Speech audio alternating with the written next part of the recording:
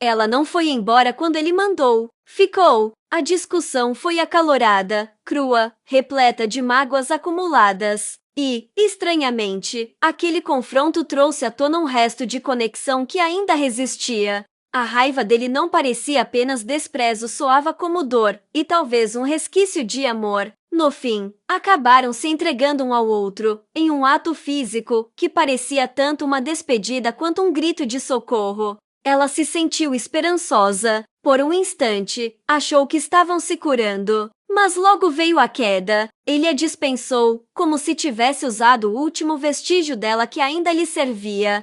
Dizia que sua utilidade havia acabado, com uma frieza que a deixava sem ar. Nos meses seguintes, aquilo se repetiu. Às vezes se tocavam, mas depois ele a mandava embora como se estivesse descartando algo gasto. E ainda assim, ele continuava saindo com outras. Ao mesmo tempo, participava das sessões de terapia com ela. Falavam mais. Havia momentos em que ela quase acreditava numa reconciliação, mas também havia dias em que ele dizia que algo dentro dele estava irremediavelmente quebrado, que olhá-la era como encarar anos desperdiçados, que só estava ali por obrigação. Ela se perguntava, então, por que ele ainda aparecia toda semana na terapia, por que se dava ao trabalho de manter aquele vínculo, se tudo que dizia era que não via mais futuro. Sentia que, de algum modo, ele queria que ela sofresse, talvez como punição, talvez por vingança. Mesmo assim, ela insistia. Nas poucas celebrações que restavam, tentava resgatar algo deles dois.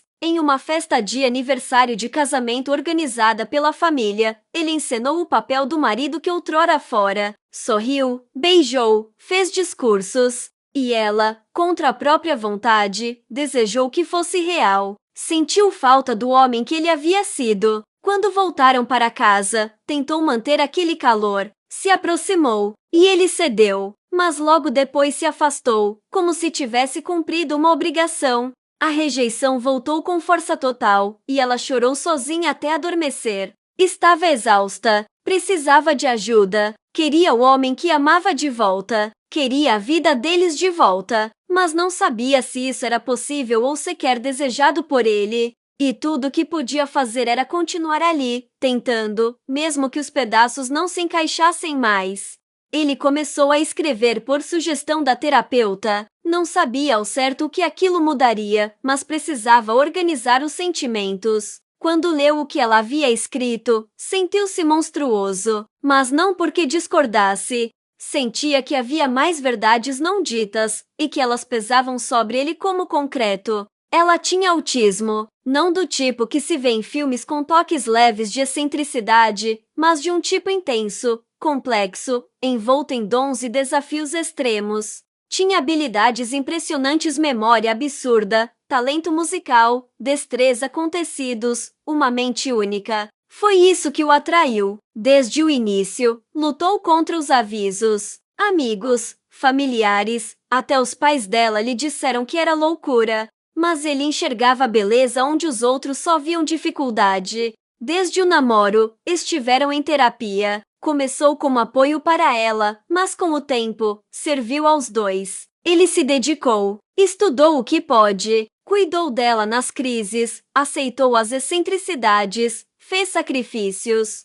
Aceitou não ter filhos biológicos, fez uma vasectomia por medo de transmitir o autismo. Casaram-se do jeito que ela quis em um evento cosplay, diferente de tudo que sonhara para si, mas era o que a deixava confortável. Ele cedeu, por amor. Mas com o tempo, começou a desaparecer dentro da relação. O sexo era escasso, o afeto, sempre controlado, muitas vezes ausente. Não havia reciprocidade espontânea. Ele se sentia solitário dentro de um casamento, onde nunca ouvia um "eu te amo" sem pedir, onde os toques pareciam programados, e o desejo, sempre ausente. Mesmo assim, nunca atraiu. Até que um dia, um e-mail chegou, mudando tudo. Ela estava grávida, e o filho não era dele. A dor o transformou, destruiu tudo que lhe acreditava sobre amor, fidelidade, compromisso. Sentiu raiva como nunca antes. A empurrou. Foi atrás do outro homem. Queria respostas. Queria desforra.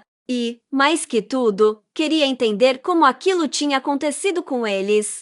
Pensou no divórcio, mas sabia que, com o histórico dela, a guarda das crianças e as finanças jogariam contra ele. Então criou distância dentro da própria casa, transformou a garagem em moradia separada, passou a tratá-la com desprezo. Exigiu que ela interrompesse a gravidez, não conseguiria conviver com a lembrança viva da traição. Era cruel. Sabia disso, mas não via alternativa. Logo depois, procurou consolo em outras mulheres. Pela primeira vez em décadas, foi desejado. Tocaram nele com vontade, olharam com fome. Era superficial, mas era algo que ele havia esquecido como se sentia. Na terapia, tentou explicar o buraco que aquela traição abrira dentro dele. Não conseguia entender como alguém com tanta memória e lógica alegava não saber por que o traíra. Era como se ela estivesse dizendo que aquilo simplesmente aconteceu. E isso só tornava tudo pior.